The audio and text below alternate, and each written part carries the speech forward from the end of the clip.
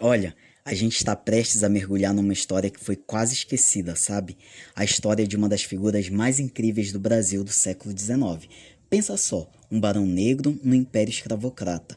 Parece que não faz sentido, né? Quase uma coisa impossível de ter acontecido na história.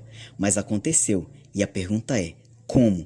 Como um homem negro conseguiu chegar ao título de barão num país onde a grande maioria das pessoas de origem africana era escravizada? Esse homem é Francisco Paulo de Almeida, que ficou muito mais conhecido como o Barão de Guaraciaba.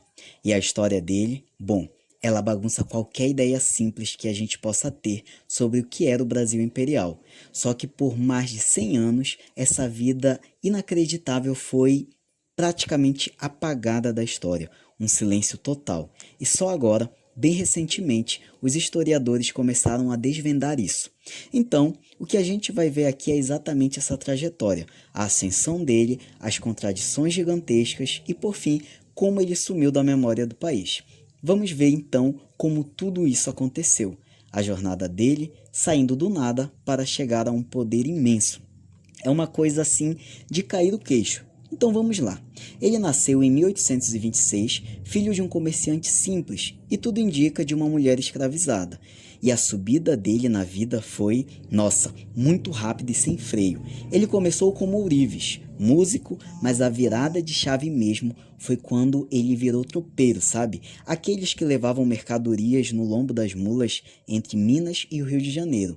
Foi ali que ele começou a fazer dinheiro de verdade. E o mais importante, a conhecer gente poderosa. E que fortuna, hein? A gente está falando de 700 mil contos de réis. É um número que hoje não diz muito, mas na época isso colocava fácil entre os homens mais ricos de todo o império. Para ter uma ideia mais clara, é como se ele fosse um bilionário nos dias de hoje. Absurdo. A visão de negócios dele era uma coisa impressionante. Ele não só ficou no café, não. O Almeida investiu em bancos, se meteu na construção de ferrovias e olha que esperto, passavam bem nas terras dele. E ainda foi um dos sócios que fundou a primeira usina hidrelétrica do Brasil. Ou seja, ele estava ali, na linha de frente, empurrando a modernização do país. Só que essa história de sucesso impressionante tem um lado muito, mas muito perturbador. Um paradoxo que está bem no centro de tudo e que força a gente a olhar para as partes mais complicadas do nosso passado. Esse mesmo homem negro que chegou no poder da sociedade era também dono de cerca de 1.000 pessoas escravizadas. Pois é, as imensas fazendas de café dele, que eram a base de toda a sua riqueza, funcionavam com o trabalho escravo. E é aí que entra o contexto histórico, que é fundamental para a gente tentar entender essa figura. Historiadores como Carlos Alberto Dias explicam o seguinte: para entender o Almeida, a gente precisa entender a época dele. Ele não era um revolucionário, longe disso. Ele era um homem que aprendeu a jogar o jogo e jogava muito bem, dentro do sistema brutal que existia. E olha, até os próprios descendentes dele reconhecem essa verdade, que é bem difícil de engolir. A trineta dele, Mônica de Souza, diz que a escravidão é algo que nos causa repúdio hoje, claro, mas que naquela época era visto como coisa normal, era simplesmente a realidade econômica daquele tempo. Então, ele chegou no topo da sociedade, tinha grana, poder e até um título de nobreza, mas nem todo o dinheiro e poder do mundo conseguiam apagar a cor da pele dele para os olhos da elite da época. Ele tinha palácios gigantescos, como esse aqui em Petrópolis. Viajava para a Europa, mandou os 16 filhos que ele teve para estudar em Paris. A vida dele era, sem tirar nem pôr, a vida da mais alta nobreza do império. E aí, em 1887, ele entra oficialmente para a aristocracia. O título de barão foi dado pela própria princesa Isabel, que era regente do império.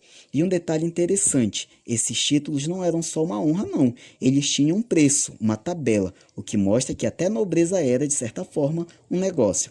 Mas essa aceitação não era completa, sabe? Pelas costas, a elite racista tinha um apelido bem pejorativo para homens como ele, esses novos nobres de ascendência africana. Eles eram os barões de chocolate. Isso deixa bem claro que o preconceito continuava ali, firme e forte, não importava o quão rico ou poderoso ele fosse. Depois que ele morreu, em 1901, a história desse homem tão complexo e poderoso começou a sumir. Foi mergulhando num silêncio que durou praticamente um século. Com a proclamação da República, o mundo dos barões começou a desmoronar. O Almeida começou a vender suas coisas, seus bens. Ele morreu rico, sim, mas a história dele foi quase que totalmente perdida. Virou uma nota de rodapé que os pesquisadores tiveram que suar muito para encontrar de novo.